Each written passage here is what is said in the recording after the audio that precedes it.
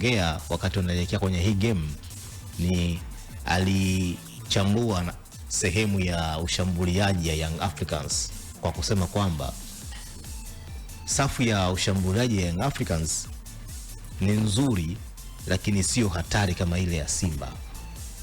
Nimenukuu vizuri hapo. Lakini pia akaendelea kwamba Mudathiri ni mchezaji mjanja. Na kwenye hii game Mudathiri kweli alifunga goli la kiujanja.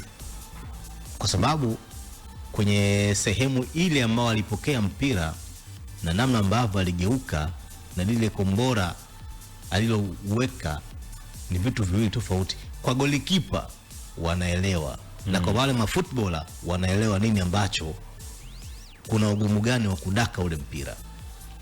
Pengine hii ikawa kwenye vishindaniwa vya goli bora la mwezi huu wa 6 Hilo goli la Mudathir.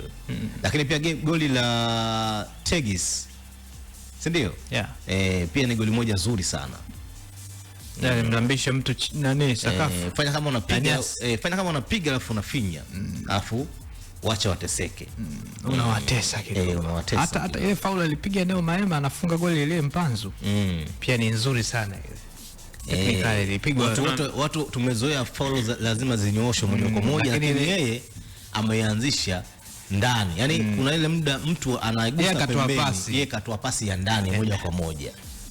Wakizubaa kama offside sio offside, lakini ndio ngoma ishangia kwenye kama. Ukija kuangalia vizuri sio offside kabisa. Ila kuna baadhi ya mistake Simba wasipokuwa makini.